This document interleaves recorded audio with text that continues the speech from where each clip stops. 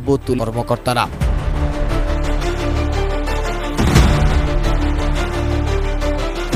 সামরিক বাহিনীকে ছাউনিতে ফিরিয়ে নেওয়ার আহ্বান জানিয়েছেন সাবেক সেনা কর্মকর্তারা।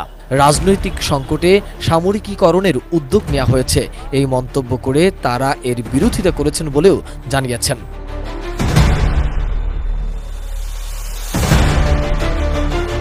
রাজধানীর রাওয়া ক্লাব মিলনায়তনে অনুষ্ঠিত এক সংবাদ সম্মেলনে এসব কথা তুলে ধরেছেন অবসরপ্রাপ্ত সেনা কর্মকর্তারা। দেশের বিদ্যমান অবস্থায় সংকট নিরসনে করণীয় প্রসঙ্গে ওই সংবাদ সম্মেলনের আয়োজন করা হয়। এতে মূল বক্তব্য তুলে ধরেন সেনাবাহিনীর সাবেক সেনাপ্রধান ইকবাল করিম ভূঁইয়া।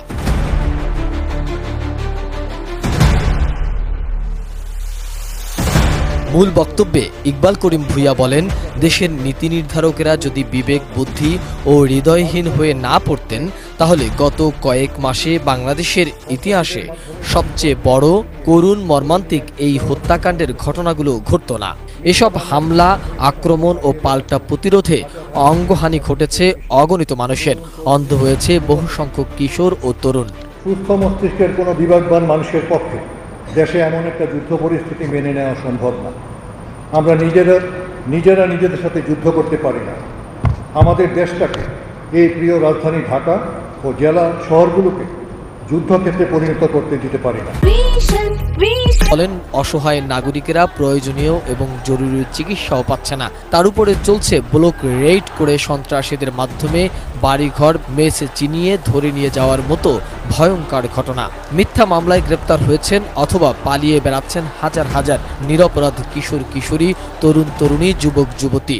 একটি রাজনৈতিক সংকটকে সামরিকীকরণের যে উদ্যোগ নেওয়া হয়েছে, আমরা সশস্ত্র বাহিনীর অবসরপ্রাপ্ত কর্মকর্তারা এর তীব্র বিরোধিতা করছি।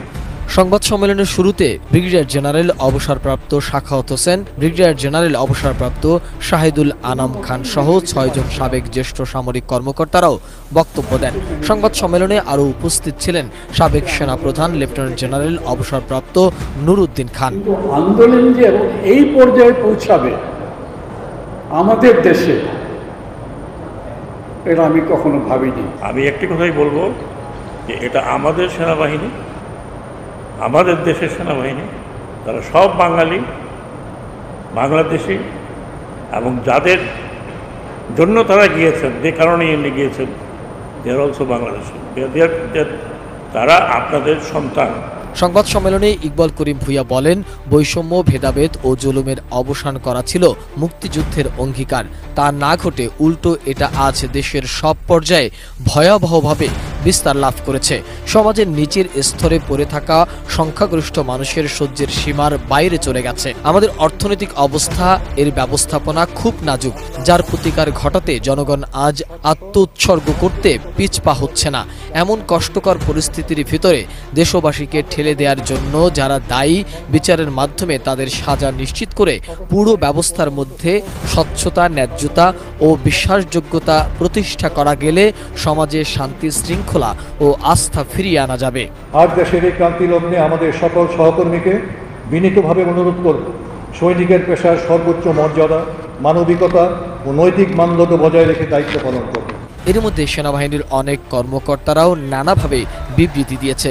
এছাড়াও ছাত্রদের সাথে সহমত জানিয়েছে শিক্ষক, বুদ্ধিজীবী, সামাজিক সাংস্কৃতিক কর্মীরা। সোহাগ বিশ্বাস।